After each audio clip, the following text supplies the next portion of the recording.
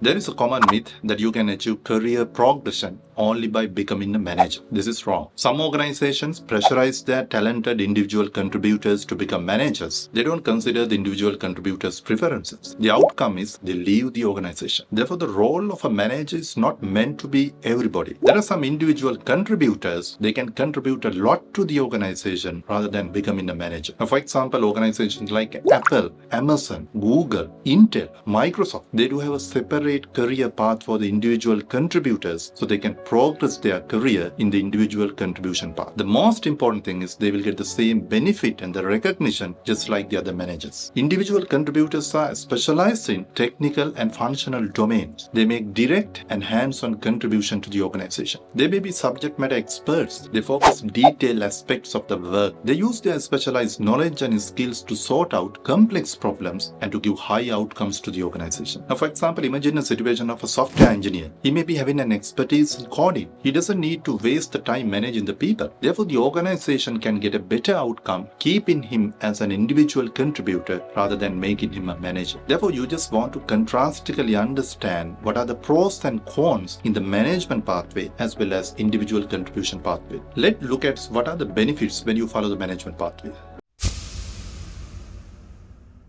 One of the primary attractions of a management role is that they can lead the team and they can make a huge impact to the organization. Managers can set the strategic direction, take decisions, drive the organization for better outcomes. Managers can mentor the team members. They can support the growth and the development of their team members. Guiding and empowering another human being is highly rewarding. There is a huge potential for the career growth when you follow the management pathway. It leads to higher income, expansion the title and the responsibilities. This progression can lead to higher recognition within the organization. But there is a flip side in the management pathway.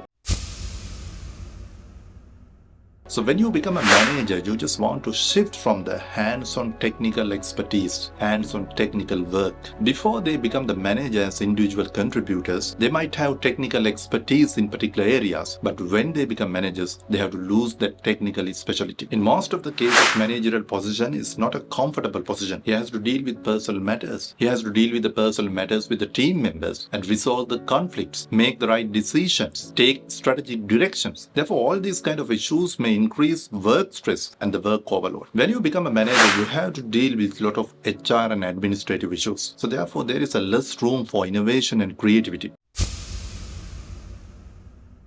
When you become an individual contributor, there are some pros you have to consider. Individual contributors can deepen in their technical expertise. They can provide specialized contributions. They can be expert in the industry. They can be expert in particular domains. Sometimes the individual contributors can work on their personal projects according to their interest. This autonomy is highly motivating and fulfilling. Individual contributors doesn't need to concentrate on the HR and the administrative activities. They can 100% focus and give the hands-on expertise on their particular domain. This leads to more direct connection with the work itself. But there are individual contributor challenges.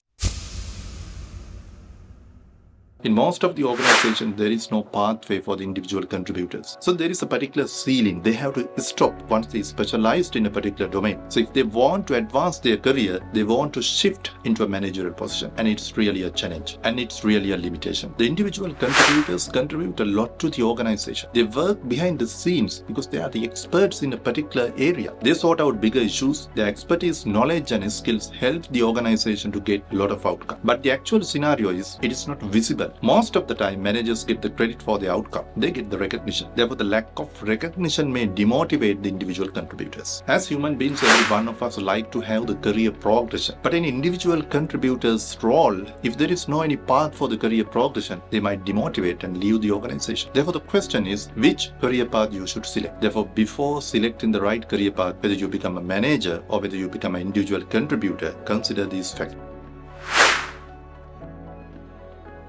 You have to ask this question by yourself. Is there a particular activity you're really passionate about? Maybe teaching the students, maybe seeing patients, maybe designing a product, maybe writing a code. Or else, are you really passionate about pushing your team members and drive your team members towards a particular purpose? This is really important. You have to understand what really motivates you.